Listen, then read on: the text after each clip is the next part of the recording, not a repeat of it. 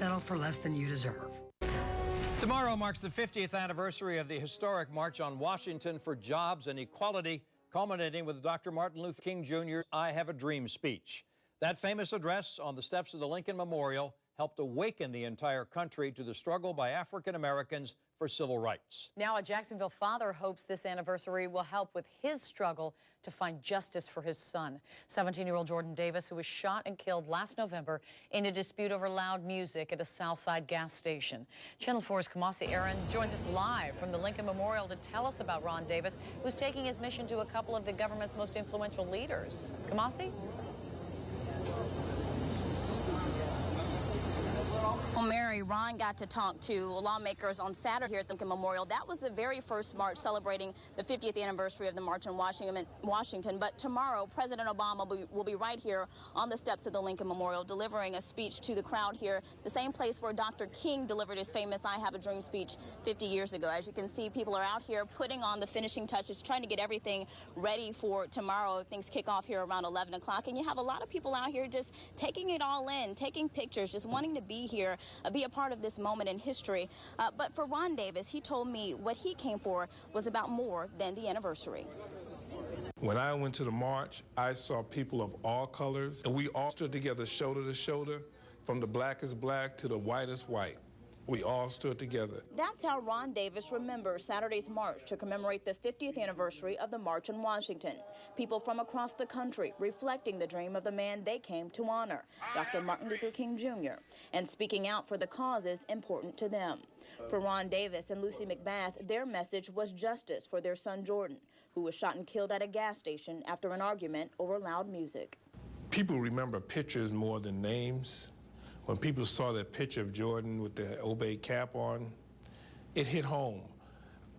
When people saw on the back of the shirt, the new shirts have loud music on the back of the shirts and musical notes.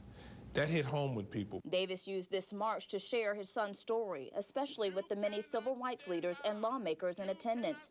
But he says many already knew it, like House Minority Leader Nancy Pelosi and Attorney General Eric Holder. He turned around, he looked at me, and just before I could open my mouth, he said, I know who, as I was saying who I was, he said, I know who you are. Davis says the conversation was brief but powerful. In the back of my mind, I'm saying, this is the Attorney General of the United States, and he's speaking to me, and he said, your son's going to get justice. He said, I have no doubt that your son is going to get justice.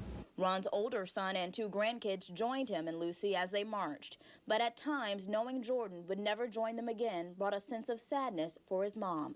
I said, Lucy, don't ever think that Jordan is not here. She said, well, he should be here. I said, he is here.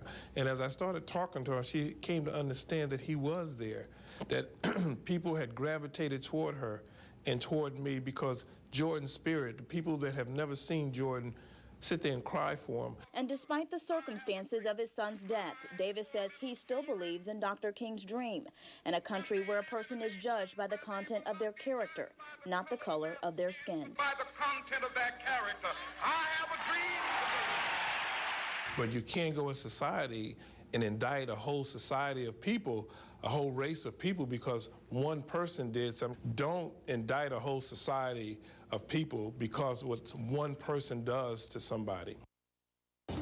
And Ron told me he really enjoyed this march on Saturday. There was no sadness in his heart, and now a lot of people are looking forward to another great march here at the Lincoln Memorial tomorrow. But organizers say this is more than just a commemoration of the March on Washington. This will also be a call to action. Reporting live in Washington, D.C., Kamasi Aaron, Channel 4, the local station.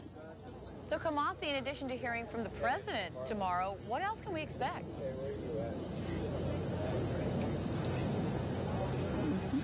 Well, in addition to President Obama, there will also be former President Bill Clinton speaking here and former President Jimmy Carter. There are also going to be a host of speakers similar to the march that we saw on Saturday. So a lot of diverse speakers speaking out here at the Lincoln Memorial. And a lot of people are just very excited about hearing from people, hearing from the president, especially here at the same place where Dr. King delivered his iconic speech, Mary.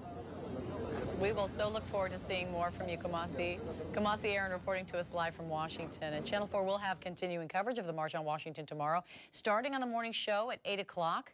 Kamasi will be live with a story of some Jacksonville residents